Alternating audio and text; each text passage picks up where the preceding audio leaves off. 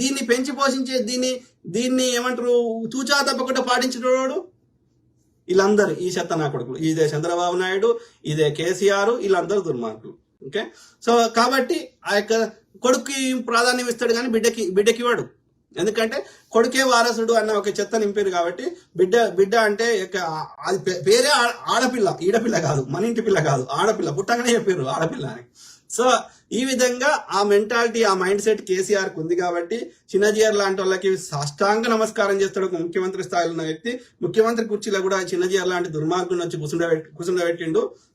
So ఇట్లాంటి వాళ్ళందరూ అంటే ఆర్య బ్రాహ్మణ్ చెప్పింది తూచా తప్పకుండా వాచించేటువంటి దుర్మార్గుడు వీడు కాబట్టి వీనికి ఆడు చెప్తాడు కాబట్టి ఇది తప్పురా అయ్యా, కొడుకే వారసుడు ఉండాలి, బిడ్డ ఉండడానికి లేదు అని చెప్తాడు కాబట్టి దాంట్లోకి వెళ్ళి ఆ కట్టుబాట్లకి వెళ్ళి వీడు బయటకు వచ్చే ఆలోచన లేదు, ఒక రేషనల్ థింకింగ్ లేదు, ఒక ఇది లేదు వాళ్ళకి, ఒక ఏమంటారు వాస్తవాన్ని వాస్తవంగా అంగీకరించే వీళ్ళకి ఇది లేదన్నట్టు. అలాగే రానియాడు ఆర్య బ్రాహ్మణుడు.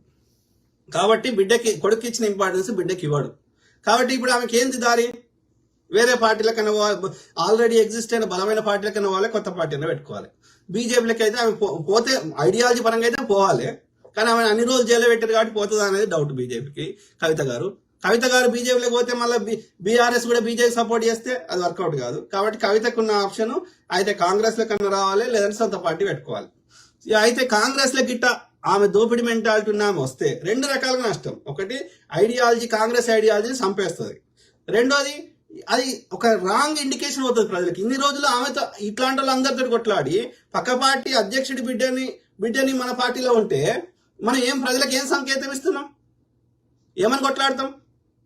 సో కాబట్టి నేనైతే ఒకవేళ రేవంత్ రెడ్డి గారు తనకున్న పాత సాన్నిధ్యంతో తన పాత మిత్రురాలు లేకపోతే ప్రియురాలు ఇంకోటో అనుకొని గిట్ట కవితని వీళ్ళకి రాణిస్తే ఎట్లయితే పార్లమెంట్ ఎన్నికలలో కాంగ్రెస్ తరఫున బలహీన అభ్యర్థిని నిలబెట్టి ఇవాళ కేంద్రంలో బీజేపీ వచ్చేటట్టు చేసి కాంగ్రెస్ పార్టీని రాకుండా చేసి రాహుల్ గాంధీ ప్రధానికి కాకుండా చేసి నష్టం చేసిండో రేవంత్ రెడ్డి గారు, అట్లా గిట్ట కవితని గిట్ట కాంగ్రెస్ లో తీసుకొని వస్తే నాలాగా ఒక ఇండిపెండెంట్ థింకింగ్ చేసిన వాళ్ళందరం కలిసి కొత్త పార్టీ పెట్టుకునే పరిస్థితి వస్తుంది. ఆ పరిస్థితి రాకుండా చేయమని రేవంత్ రెడ్డి తెలంగాణ ముఖ్యమంత్రి గారు రేవంత్ రెడ్డి గారికి నేను ప్రజాముఖంగా ప్రాధేయపడుతున్నా. ఓకే, సో అట్లనే రేవంత్ రెడ్డి గారు దయచేసి ఇది బలమైన అభ్యర్థులకు టికెట్ ఇవ్వండి, మంచి పేరుండి బలమైన అభ్యర్థులకు టికెట్ ఇవ్వండి, ఏ ఎన్నికలైనా సరే. ఓకే, సో అట్లా ఎందుకంటే ప్రజలకు నష్టం జరుగుతుంది. బీజేపీ వస్తే బీఆర్ఎస్ వస్తే ఉద్యోగాలు ఇయ్యరు. ఒక్క బీజేపీ పాలిత రాష్ట్రం పోదాం, లేదా బీఆర్ఎస్ పాలన చూద్దాం, ఉద్యోగాలు ఉండవు, పేపర్ లీక్లు అవుతాయి, భావస్వేచ్ఛ ఉండదు, భూములు కబ్జాలు పెడతారు. ఓకే, ప్రజల యొక్క అప్పులు చేస్తారు. ఇప్పుడు ప్రజలు కడుతున్న ఇప్పుడు ట్యాక్స్ డబ్బులు ఎడిపోతున్నాయి, కేసీఆర్ దోసుకున్న వాటికి పోతున్నాయి. కేసీఆర్ అప్పు చేసిపోయాడు, బీజేపీ అప్పు చేస్తున్నది. దీన్ని ఎవడు కట్టాలి? మనమే కట్టాలి కదా. అంటే అప్పుడు మనం కట్టిన ట్యాక్స్లో దోసుకున్నారు. అంతకుముందు జనరేషన్ మన తండ్రులో తాతలో కట్టిన ట్యాక్స్ డబ్బులతో కట్టినటువంటి ప్రభుత్వ రంగ సంస్థలు అమ్మితే వచ్చిన పైసలన్నీ అంటే మన ముందు జనరేషన్ వాళ్ళే దోసుకున్నారు, మనం కట్టిన ట్యాక్సులు దోసుకున్నారు. మళ్ళీ అక్కడితో ఆగిందా అంటే ఇప్పుడు కేసీఆర్ దిగిపోయాడు, అయినా మనం ఎందుకు కడుతున్నాం అంటే ఇప్పుడు మన పిల్లలు కట్టే ట్యాక్స్ డబ్బులు కూడా దోసుకుంటున్నాడు. అంటే ఒక్క టర్మ్ వస్తే మూడు తరాల యొక్క సంపద దోసుకొని పోతున్నారు. బీజేపీ అట్లే ఉంది, బీఆర్ఎస్ అట్లే ఉంది.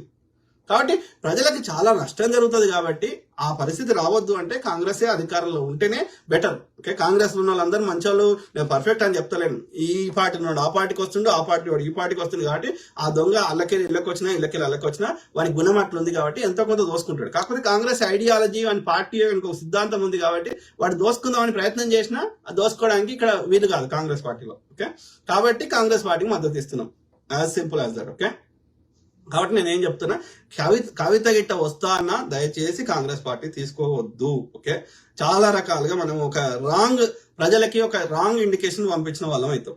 ఓకే, ఆలోచించమని రేవంత్ రెడ్డి గారు. ఎందుకంటే ఇవాళ తెలంగాణ కాంగ్రెస్ అని పేరు, గతంలో ఉన్న కాంగ్రెస్ వేరు, ఇప్పుడున్న కాంగ్రెస్ వేరు.